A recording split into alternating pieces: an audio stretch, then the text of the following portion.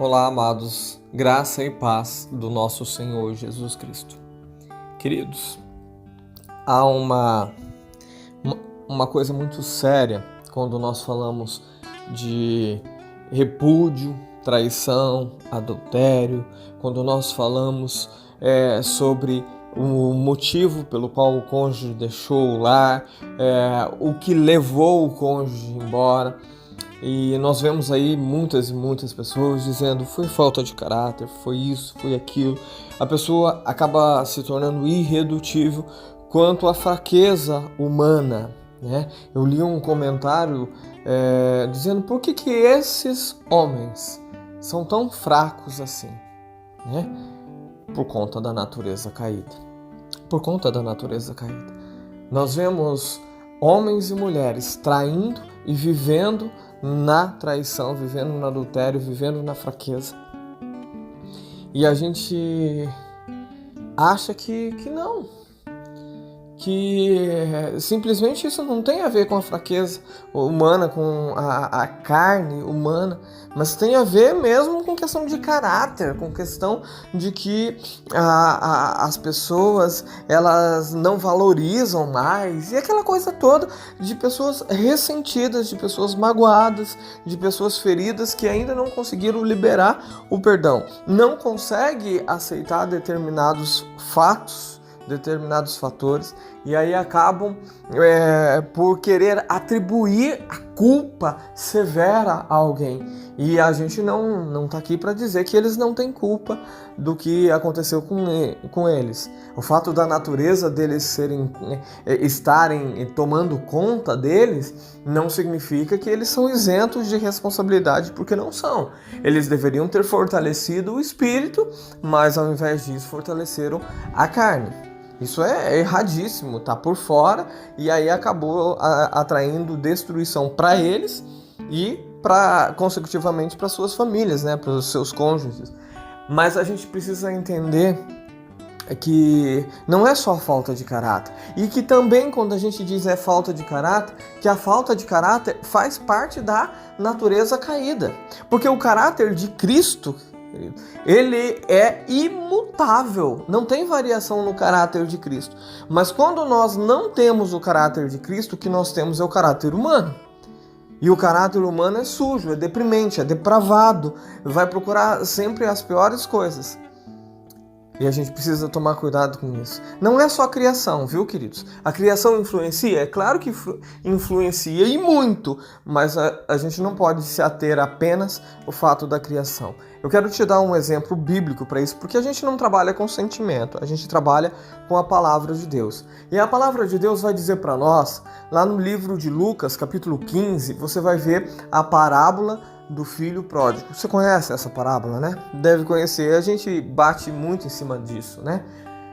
Mas eu quero destacar para você o seguinte, que haviam dois filhos, o mais novo e o mais velho. O mais moço pega a herança antes do tempo, gasta tudo e vai viver uma vida medíocre até chegar ao arrependimento e voltar para casa. O mais velho não foi embora. Você lembra do mais velho? O mais velho não foi embora. O mais velho continua ajudando o pai. O mais velho continua ali na batalha, na luta.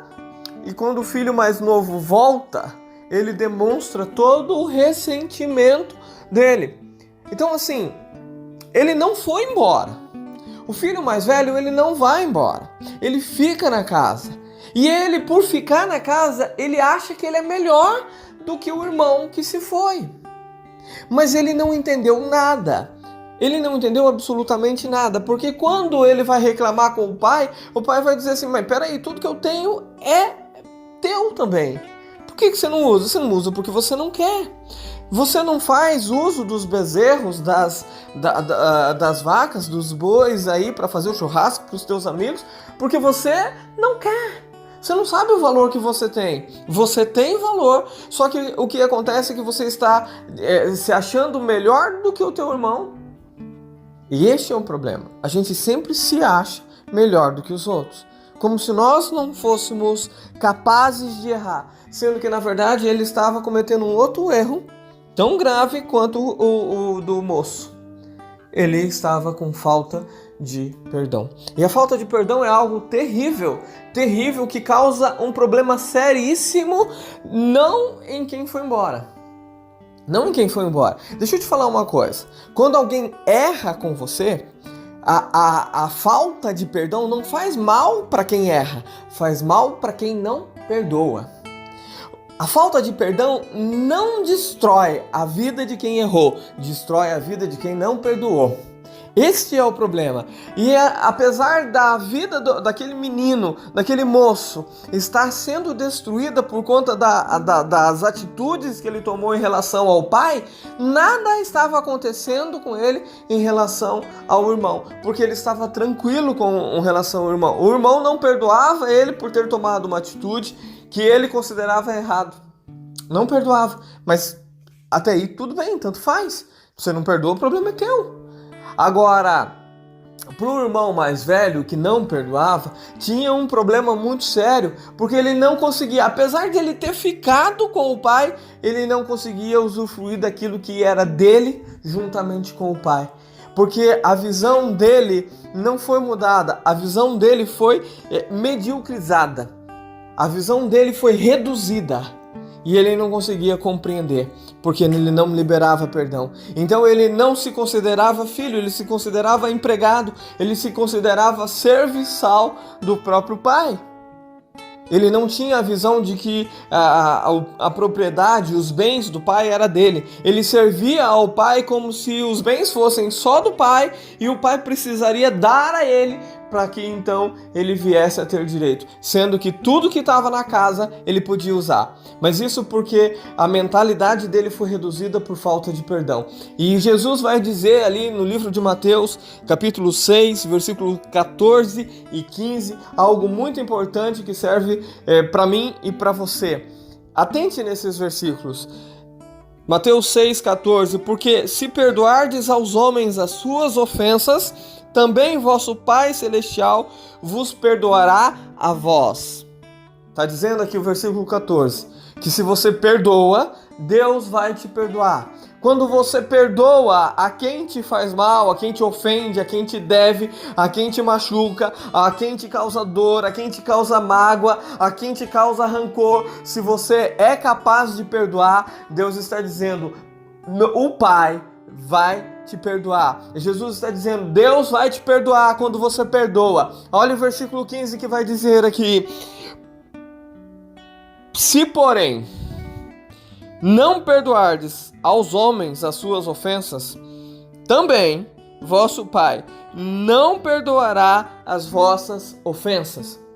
Deixa eu dizer para você, antes que você venha me dizer qualquer coisa aí que você é perfeitinho. Você não é perfeitinho. A Bíblia vai dizer, antes de mais nada, que não existe um justo sequer.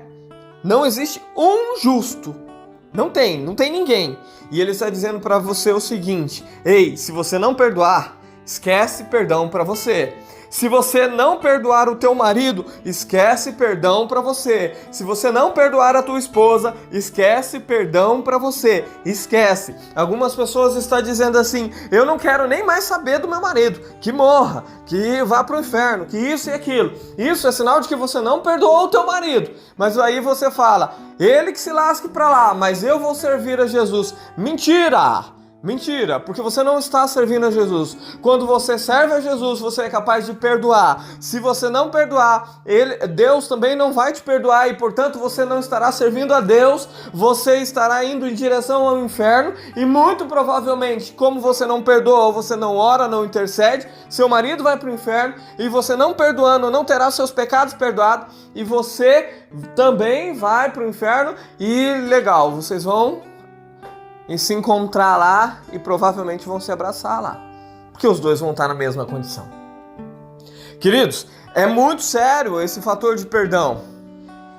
Eu sei que você precisa ter a sua vida restabelecida aqui, você precisa e Deus quer fazer isso para você, mas Deus tem como objetivo a tua salvação e Ele está olhando para você hoje e dizendo assim, ei, você precisa perdoar. você precisa entender que não há um justo sequer, que foi a vez do teu marido, foi a vez da tua esposa, mas poderia ter sido a sua, poderia ter sido você no erro, no fracasso. Você só não foi.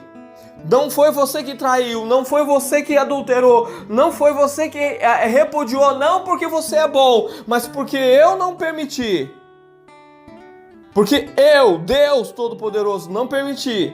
Mas se eu tirar as minhas mãos de você, você vai fazer. E vai fazer até pior do que o teu marido, do que a tua esposa fez. Não se ache bambambam. Perdoe, perdoe, perdoe, para que os teus pecados sejam também perdoados pelo teu Pai Celestial.